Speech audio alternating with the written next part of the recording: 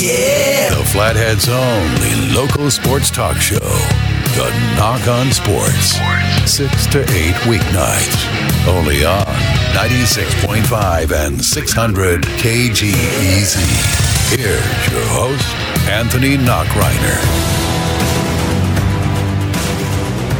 Welcome back to the Nach on Sports. As we are getting closer and closer to the start of the third round of the NFL Draft. The Bucs have made 2 selections. The Seahawks, again, I said at the end of the break there, they have turned 4 picks into 10. Pretty impressive considering the fact that they only had to give up 1 player to do it. They've turned other picks into more picks, which is fantastic. Brandan Schultz joining us here from the Seahawks podcast. Brandan, much to discuss. But first off, I knew we both predicted they would trade out of the first round and they would back down. Or at least they would, get more picks. They wouldn't pick at 21. That was, almost certain, right? Exactly. But ultimately, give me your thoughts here, man. You guys turned 4 picks. You got the trade. We got the trade with Frank Clark, which we need to get to too. But essentially, turning all that into 10 picks after only having 4 to start the week. Yeah, see all the heartburn that Seahawks fans suffered through leading up to the draft, saying, "Oh, well, they only have 4 picks. What are they going to do? There's so many needs. How are they going to fill it with only 4 players?" John Schneider has this figured out. He does it every year. So they never take it's 8 straight years now that they've traded back from their initial first round pick. And when you're picking outside of the top 20, it really, there's not going to be that many guys that teams have first round grades on.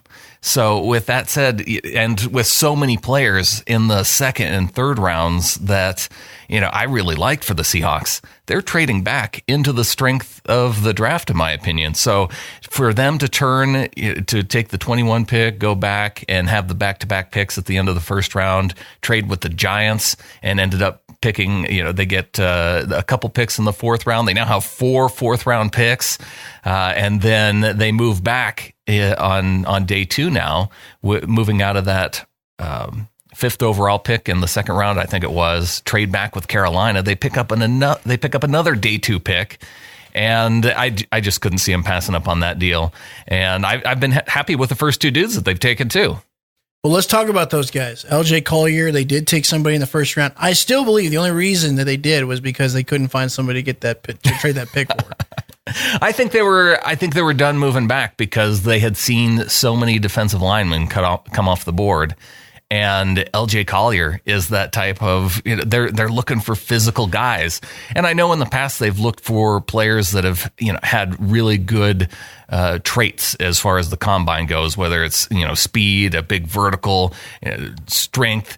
But, that's something that Collier didn't necessarily put up at the combine, but he shows within his play. And if I'm going to take a guy that, who only goes out and performs during the combine, I'd rather have a guy that shows it on the field. Brandon, not to interrupt you real quick, but we do have some breaking news that I want to get to. We do have a trade. The Miami Dolphins have now traded their 62nd pick and Josh Rosen to the Miami Dolphins. So Josh Rosen is now out of the league. He goes to Miami, which I figured would happen. I think Arizona needed to trade him during the draft because that was when they were going to get the most value for him. But that is now the trade. Cardinals no longer have a logjam at quarterback.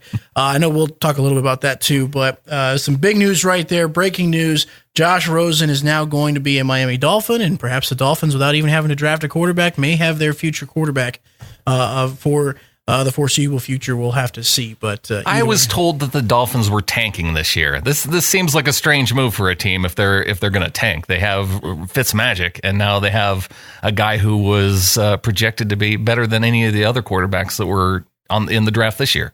Well, and that's the thing. I think this is a smart move by Miami. I don't really say Miami makes a lot of smart moves, but I think this is a smart move by them.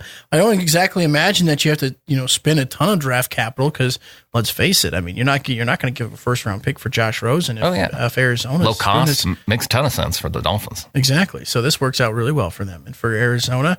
Tell you what, man, they have. I mean, are we sure they're not the Vegas Cardinals, because they have really gone all in on something that hasn't been tried? Well, I will say though, if the Cardinals don't take an offensive lineman here with the 30th pick in the 2nd round, I am going to be scratching my head, because for them to go Murray and not go someone to protect him. I thought for sure that's what they were going to do with their first pick today. And instead, they go with the corner Byron Murphy out of Washington. And I'm a little, with so many offensive linemen still on the board, they could have had their pick of dudes. And now I'm not sure they're going to get a starter toward the end of the round here. Well, that's only good news for you. That means your guy, I'll take it. Collier can get sacks, Andy Isabella, the wide receiver. So they give Murray a weapon. Well, he's going to need him because they had so many needs. But to get back to the Seahawks, you were talking about Collier there. What do you think about the one that you guys made today? With Marquis, was it Marquis Blair, right? Marquis Blair, yeah. That's the hard-hitting safety and then plays all over the field. A guy with 4.4 speed, picked out of Utah. I like guys that go at number 47 overall that come out of Utah. Bobby Wagner, taken at that position 7 years ago. So, I'm wondering if we need to start referring to him as future Hall of Famer Marquis Blair, because not only did he get picked in the Bobby Wagner spot, but Pete Carroll, in all his time in Seattle, he's only taken one defensive back in either the first or the second round, and that guy's Earl Thomas. So if Pete Carroll likes a defensive back and takes him, I have a feeling he's going to be pretty good. Well, hey, there's a lot of optimism right there. Let me ask you this about Pete Carroll. Did you buy, what was it? It's on Twitter. Was it Pete Carroll? Oh, it was Draft Clues. Draft Clues. Yeah, he does that every year. Did you get anything out of that? Because that didn't make sense. Nobody can figure those out. Oh, okay. I was about to say. It's just something fun that he does every year. Well, I was sitting there thinking to myself, I'm like, where's the clue? I'm missing the clue here. So some people try and decipher it by going, either the first name or last name of the singer that he posts for the videos. Some people look into the lyrics to see if there might be some kind of hint within the lyrics that point to a guy. You can go through those clues and you can come up with 5, 10, 15, 20 dudes who could fit within the clue in some way or another. Yeah. So eventually, those could all mean, he could be inspired by the picks when he puts those out, but we aren't going to figure it out. You guys got the 77th pick and the 84th overall pick for the rest of tonight. 4 fourth rounders tomorrow, which is huge. We own the fourth round. I was about to say, you really do. But for tonight, the rest of tonight, round 3, do you have someone in mind? Where's the position? Where do you guys go? Leading up to the draft, the 3 positions that we were talking about as the biggest needs for Seattle was defensive line, defensive back, and wide receiver. And so that would lead me to believe that they go wide receiver with the next pick, but a lot of receivers coming off the board here in the second round. Some of the guys that I like that are still out there, you got the Ohio State receiver, Terry McLaurin. Okay. Yeah, Paris Campbell already came off the board. I think Hakeem Butler is still out there and available. If they go defensive line, I like Chase Winovich out of Michigan. He's still out there. I could see them going back to the defensive line, especially after losing Clark, and that being also a position of need, even when you had Clark on the team. Fair enough. Going back real quick, we do have some more news to break here. As we mentioned, the Cardinals have traded Josh Rosen to Miami. The Cardinals got the 62nd overall pick, which was one of the last picks in round number 2. The Miami Dolphins, along with Josh Rosen, will also be getting a 2020 5th-round pick. So they get a 5th-rounder next year from Arizona, and they get Josh Rosen. So I'd say a pretty good haul there for a late 2nd-round pick, essentially a 3rd-round pick, for the Cardinals to give up a quarterback, a 1st-round quarterback, by the way, right, and a 5th-rounder to Miami for next year. That's interesting. That seems to work out for both of them. And the Cardinals, they get their quarterback of the future. We'll see how he does behind that very porous Cardinals offensive line. We have still much to discuss with Brandon Schultz. We have the schedule to talk about as well. We'll talk about the Frank Clark move next year on the Nach On Sports. Welcome back to the Nach On Sports. Hey, the Seahawks have made a trade as they are now on the clock, and we will let you know as soon as a pick is made. But Brandon, you kind of told me. Appreciate them doing this live. Yeah, this is fun. Yeah, I was going to say this is great. Oh, well, hey, now we gotta do this. The pick is in, and we will find out who the Seahawks will take here. But Brandon, interesting. They trade up to this pick from 77th overall. What are you thinking here? Well, we just got done talking about how they own the fourth round. With all those fourth round picks, it does give them some ammunition now to move up to use one of those. They had 2 third rounders and then those 4 fourth rounders. When you pair some of those picks together, it gives them the ammunition now to move up. And I would think that they do go receiver here because of all the dudes that have come off the board at wide receiver. So if their guy, they made the same move for Tyler Lockett back in that same draft where they picked up Frank Clark, they picked up Tyler Lockett, they traded a bunch of picks to move up. And, on this theme of them going, with Marquis Blair being a future All-Pro, when they traded up to get a receiver with Tyler Lockett, they got a future All-Pro. LJ Collier, they did the staring contest with him. They did that with Michael Dixon. And Michael Dixon, an all-pro punter. So I feel like we have 3 all-pros already out of the 2019 draft if I just go by past what's happened in the past. Seahawks have tendencies. They're subtle, but they have tendencies. And I know them all. I'm telling you. I was about to say, some of these ones that I'm absolutely flabbergasted. And the NFL has tendencies too. Whenever the Seahawks have a pick, they either go to commercial on the NFL Network, on ESPN, and with the Collier pick, they took forever. It was I can't remember how long it was before they finally announced the pick. They did the same thing with Marquis Blair, and they're doing it again to us here. So apparently, when the Seahawks pick, they're just taking their time to get it in. I was about to say that we got like 2 picks in already before they make the announcement for said pick, which is really annoying. But either way, we're still waiting for the Seahawks to make their pick. Again, you have a wide receiver you think they go with. DK Metcalf is still there, the physical freak that he is. What players are you thinking are in play here? I like Terry McLaurin out of Ohio State. Here, okay. I like DK Metcalf is interesting because he does have some of the injury concerns. He has the straight line speed. He's a big physical type of player. They've never really drafted a guy with a lot of height, and so Hakeem Butler is another player who could make a lot of sense for the Seahawks if they want somebody with a little bit more height. Let's say they go somewhere else. Now, I have seen this player go somewhere. Or this position, this guy linked to you, is Chauncey Gardner-Johnson. Is that where, let's see here. It looks like... Pick is in. The pick is in. We're not even going to wait. Let's just go ahead and reveal it. Adam Schefter's revealed it. DK Metcalf. So you guys get the physical freak at wide receiver. And this isn't a terrible spot to take him at either. With the questions around his health, I'm a little bit interested to why he fell as far as he did. I primarily see him as a guy with straight line speed, and I feel like they already have that with a guy like Tyler Lockett. But this was a guy that was projected as top 15, and they may have said at this point, that he's fallen far enough. Let's go up and go ahead and take him with the last pick of the second round. All right, who's making the pick here? Who is this? Oh, Cam Chancellor. Cam Chancellor, yeah. We had Sean Alexander make the Marquis Blair pick, and now DK Metcalf. He doesn't look as big as he did when he was playing. Oh, yeah. Maybe that was just the pads. So DK Metcalf is going to be a Seattle Seahawk, a wide receiver, another big body. I think that's the biggest thing for me, though, Brad. I know you talk about the straight line speed. Yeah. But again, a big red zone target, because even when you got, listen, I know we talked about this before when Jimmy Graham was still on the roster, but I felt like you guys really never had a Mike Evans type guy. They never have. Zone. No, the last guy that I feel like Mike Williams was a guy that, a former first round pick that Pete Carroll brought back, the former USC player Mike Williams, early on in Pete Carroll's tenure. Sidney Rice, the other big target that early on for Russell Wilson. And it seems like they go out and they try and find those types of guys, but haven't had much success. Brandon Marshall coming in at the end of his career, Terrell Owens they brought in the preseason. They've always looked for that type of player.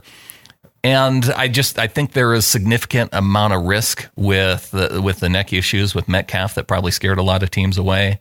And the fact that really he in terms of his testing, a lot of people pointed out that his change of direction testing was about at the same level of Tom Brady, whereas so there was some questions there. Well, but he did have that the ultra fast 40 time.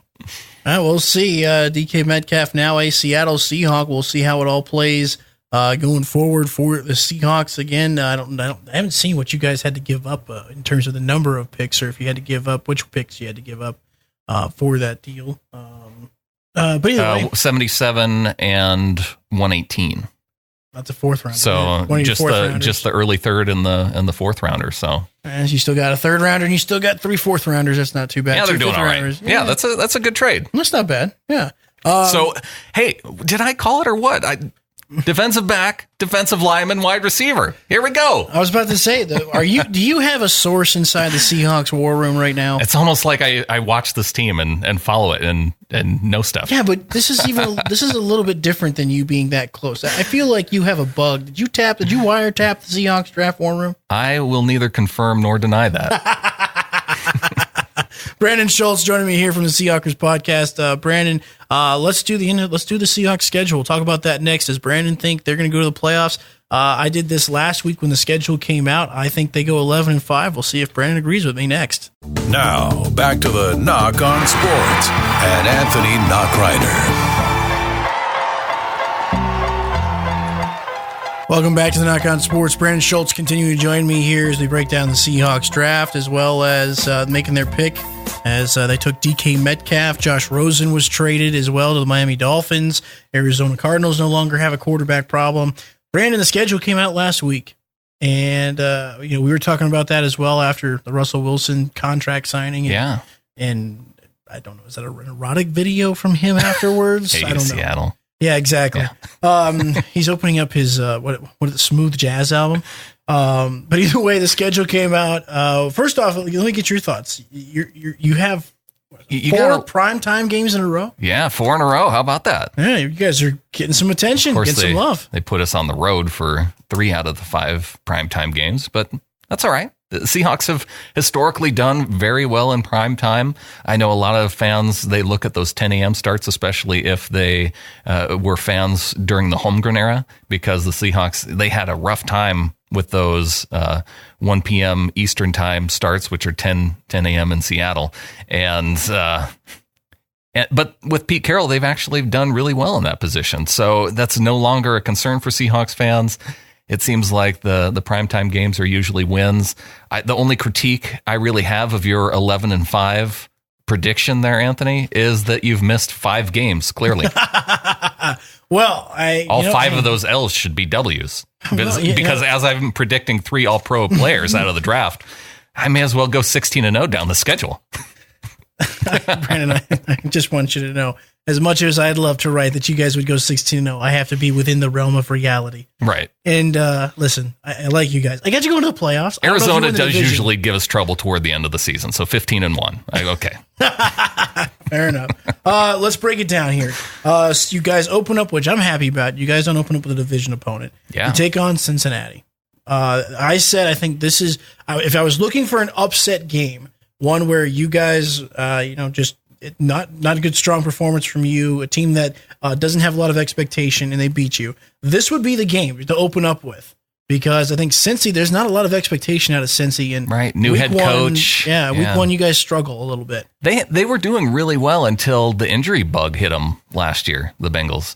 And so I could see that being a question. Russell Wilson yet to beat the Cincinnati Bengals. Oh, so does he do it? Oh, yeah. Okay, so we're taking a W here. It's the home opener. The Seahawks have just historically, even in September overall, very well in Seattle. You guys go out to Pittsburgh. This is where I give you an L to the Steelers. What do you think? I'm not going to argue with an L in that spot. Okay, so you're going to go with an L. I'm not saying they're going to lose. I'm saying I would agree that it's fair to give them an L. Well, I'm asking for your prediction here, Brandan. Don't double talk on me. Are you telling me I have to predict my team to lose? What kind of fan does that? I do it all the time with Tampa. I'm predicting they're going to go 5-11. You're used to it, though. I'll give that to you. Okay, put them down for a loss. All right, you got a loss there. New Orleans at home, 425. Oh, yeah, that'll be a win. That's the game I'm planning on going to, and it's the Saints. And the Saints have historically started slow. Okay. All right. Then at Arizona, and you guys get to see the Kyler Murray show. Yeah, that'll be a loss because for the Arizona Cardinals. I was about to say. They still haven't picked an offensive lineman, and I saw what the Seahawks did. They just ran what we called scribble plays with Russell Wilson when they didn't have an offensive line, and Kyler Murray's going to be doing that for the Cardinals. All right. First primetime game Thursday night. You guys take on the LA Rams at home. This one is where I have you guys winning against LA. What do you take? Rams are going to have a drop-off this year. I do like the win in the spot. All right. And then you guys are at Cleveland. Again, I'm not going to lie. I'm buying a lot of the Cleveland hype right now. You have them down as losing this game to the Browns, which, I mean, I guess I could.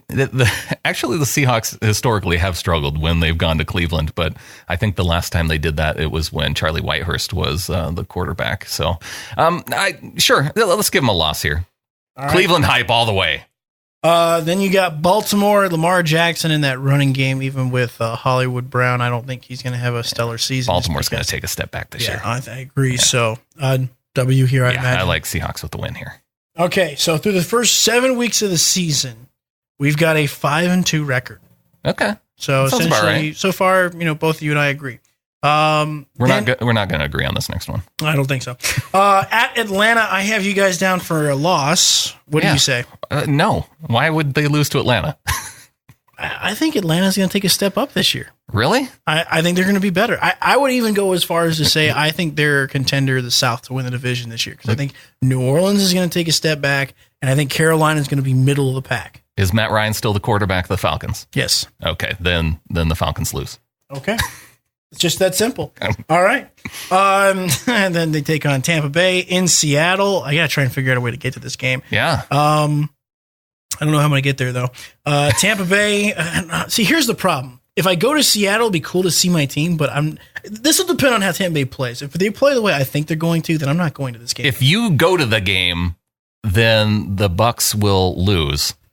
Oh, really? You're pinning this on me? It's gonna hinge on you. So you have to make a choice. Do you want to go to the game and watch a loss, or stay at home and see them win in Seattle? Oh, well, I think they're going to lose either way, but I got them down. I got Seattle down for a W here. I think Tampa Bay loses. I have you down as going to this game and the Bucs losing. All right, so win over Tampa either way. Then we start the primetime run here for you guys. So at San Francisco. Win.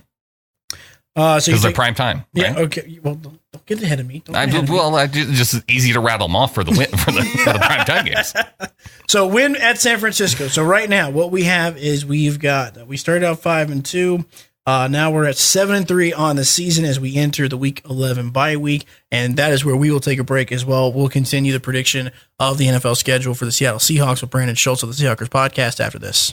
We are with Brandon Schultz from the Seahawkers podcast, and we are talking about the Seattle Seahawks schedule. To make an adjustment, he did not pick them to go 7-3. He has them 8-2 going into the bye week. They've won 2 of the last ones going into the bye week against Atlanta, the last 4. Baltimore, Atlanta, Tampa Bay, and San Francisco. I don't know why I put down a loss for Atlanta when he said a win. But 8-2 on because you had them down. I know. Plus, I'm doing this wrong. I think every time I say I pick a team to lose, and so I'm throwing off your W and L schedule because I need to pick the Seattle game rather than their opponents. Very true. So at Philadelphia, this is on Sunday Night Football. At Philly, you take on the Eagles. Matchup of the Birds. I got you as a W here on the road. Who do you take? Yeah, I think they can win on the road in Philadelphia in prime time. They've actually had a lot of success historically, too. All right. Then you're at home, and you guys get the Minnesota Vikings. I think their defense is still going to be pretty tough. I don't know what to expect from their offense, but I still have a W here. Kirk Cousins is still the quarterback for the Vikings, right? Yeah, pretty much. So prime time, W. He's terrible in prime time. So you guys have rattled off 6 wins in a row. At this 10-2. I like the late season bye week too. That's unusual for Seattle. I was about to say, I think this is the first time since I think I saw Greg Bell tweet. It was like 2009, 2010 since you guys have had the week. 2013, maybe. I think it was the Super Bowl season that they had a late season bye. Yeah, and so big one there with week 11. So that gives you the extra bye week going into Philly too. That makes a lot of sense to get the win. Yeah, absolutely. coming out of the bye. Yeah. Right. At LA here, I got you guys down for a loss as you will. This will be your last primetime game. It's fair to pick a split with the Rams. Okay. So you're gonna go L here. I'll take. This pains you, I'm sure. Yeah, I mean, I guess we got to pick one somewhere. Well, yeah, I was gonna say in another game that I again, this depends on Carolina because they could be real Jekyll and Hyde. At Carolina, this will be again that 1:00 start in the East. I predicted a loss here for you guys, but what do you say? I think it's fair to pick a loss here coming off the Rams game. And I think there is something that I remember with Carolina being funky with their schedule and in December. And so I think it's fair to pick a loss here for the Seahawks. It's not as funky as Tampa Bay's schedule where they spend nearly, I think it's 49 or 59 days. They don't have a home game in October. Yeah. We're week 3 to week 10, we don't have a home game. I'm sorry, week 4 to week 10, we don't have a home game, that's kind of fun. Yeah, absolutely. The NFL scheduler comes out and says, "Yeah, we wish we had a do-over." The Bucs are going to do great next year. You're trying. You're trying to help me. I appreciate it. You're trying to cheer me up. Thank you. Arizona, I got a W here. San Francisco, I got a W here for you. Yeah, let's finish it off with 2 wins. Strong finish going into the playoffs. 12-4. Yeah, 12-4 is what you guys. That's where you sounds like a first place schedule for the Seahawks. Oh, that's the question. You guys split with LA, so yeah, let's lock that up. I think people don't even need to pay attention to the season now.